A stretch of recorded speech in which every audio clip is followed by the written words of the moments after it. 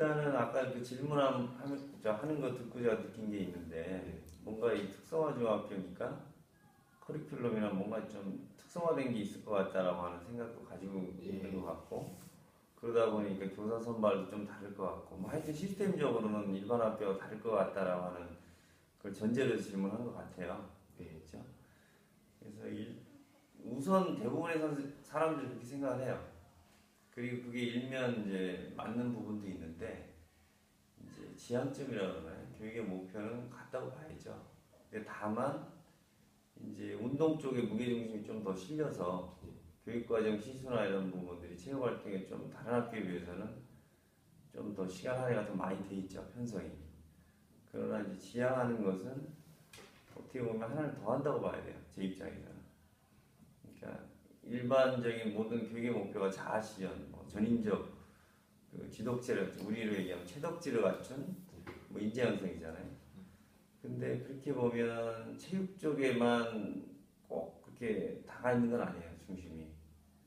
제가 이제 작년에 오면서 특히 이제 신경 쓰는 부분이 뭐냐면 체육중학교 하면 그 교육계획서에도 나와 있는데 21세기를 주도하는 창의적 체육 영재 육성이라고 하는 게 있어요. 그러면 체육 영재가 뭔가라고 하는 그 개념에 대한 이해부터 이제 좀 달리할 수 있어요. 사람마다. 그럼 경기력이 굉장히 뛰어난 아이들, 그러니까 초등학교부터 운동부에 소속돼서 운동 기능이 아주 탁월한 아이들, 물론 시험 봐서 그런 애들 오죠. 특별 전형으로도 오고, 그러니까 특기생이라고 하는 그냥 일반 전형으로도 와요. 근데 우리 학교는 특별 전형이 20%, 그 다음에 일반 전형이 80%예요. 이 내용도 잘 몰라요. 밖에서. 이 얘기 뭐냐면 한 학년에 우리가 정원이 60명이에요. 3개 학년이니까 180명이 총 정원인데 예를 들어 신입생 60명 중에 12명만, 그게 20%죠. 특기생으로 뽑아요. 그러니까 초등학교 때 운동했던 아이들. 그래서 그 아이들끼리 경쟁해서 뽑는 거고 일반 전형 80%는 일반 아이들을 뽑아요. 그러니까 운동에 관심 있고 운동에 이제 기초 능력이 있는 아이들이죠. 그래서 종목 이제 실기 전형을 통해서 그 아이들끼리 경쟁해서 또 80%를 뽑아요. 그러니까 여기 와서 이제 운동을 시작하는 거죠. 그러니까 기초 부분은 어느 정도 돼야 되고 시험에 합격하려면 이제 종목 선택은 이제 여기 와서 이제 시작하는 경우가 많이 있죠. 예를 들어서 수영이나 체조, 그다음에 뭐 근대 3종이나 뭐 이렇게 그 여기 올라와서 시작하기에 늦은 종목들 그런 종목은 특별전형으로 뽑고 나머지 뭐 펜싱이라든지 뭐 레슬링이라든지 이제 그런 기타 종목은 들어와서 한 2달 정도 체험을 해요. 각 종목별로. 그래서 자기가 좋아하는 종목을 선택을 해서 이렇게 하는데 자기가 좋아한다고 다 해줄 수는 없잖아요. 그래서 종목별로 우리가 이제 기준이 있어요. 한 10% 이상을 넘지 않는 정원에. 그 60명이면 한 10명 되잖아요. 그런 경우 크게 벗어나지 않는 범위 내에서 종목별로 이렇게 배정을 해요, 아이를. 왜냐하면 진로도 문제가 되니까 어느 한쪽에 너무 이렇게 쏠림 현상이 생기면 나중에 고등학교 진학도 또 문제가 있잖아요.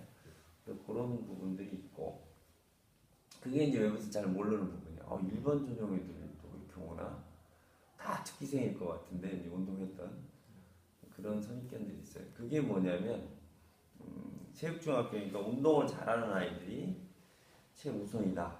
그게 바로 체육영재다라고 하는 선입견들을 갖고 있다는 거예요.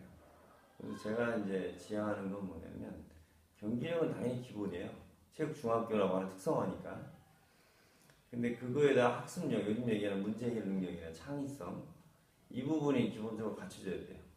우리 흔히 머리 좋은 애들, 공부 잘하는 애들이 운동도 잘한다는 얘기를 이렇게 하지만 실제로 그 운동만 잘하고 공부가 안 되는 아이들이 체육영재라는 거는 사실 어불성설이죠. 말이 안 되는 얘기고 거기에 이제 추가로 제가 이제 넣는 부분이 뭐냐면 자기주도적인 직업 설계 능력이에요.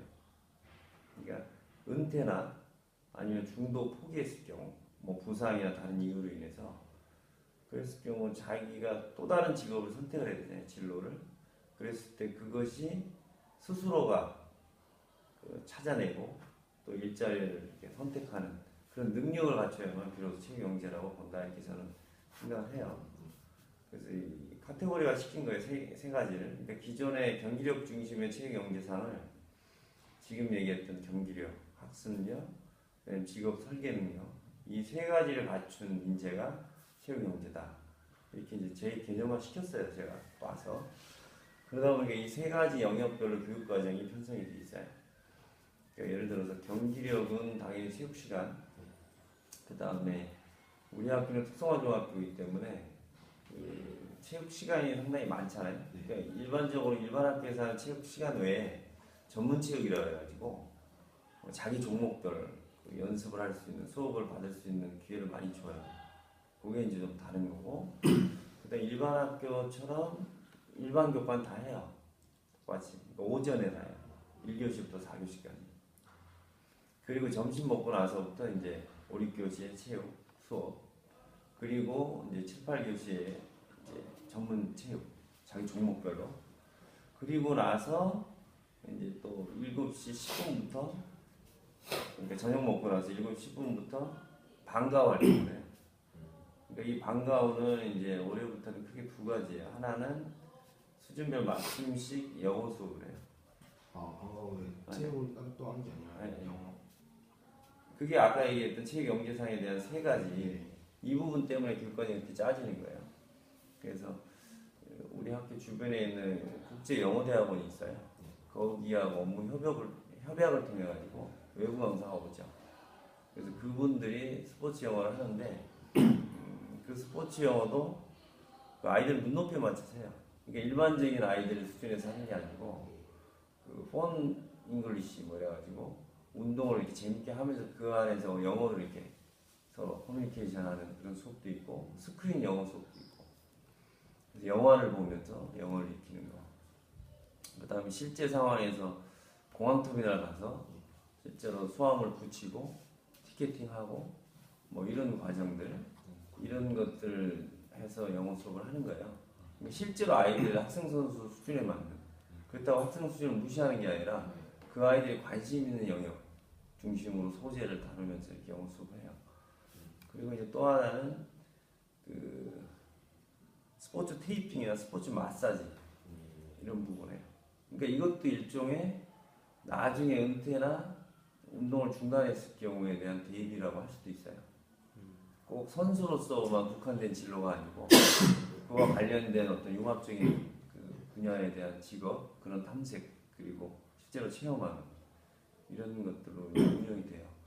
그리고 이제 토요일 같은 경우는 이제 자율 동아리 활동이라 그래서 밴드반도 있고, 그다음에 연극반도 있고, 그 일반 학교보다 훨씬 많아요. 근데 이제 이 얘기를 왜 하냐면 외부에서 그 사회적으로 이렇게 그 고착화된 그 체육에 대한 부정적인 인식들로 인해서 체육중학교 아이들은 그러니까 운동만 할 것이다, 이런 이제 잘못된 생각들이 우리 학교를 바라보는 시각으로서 아직도 상존하고 있어요. 근데 그걸 깨야죠.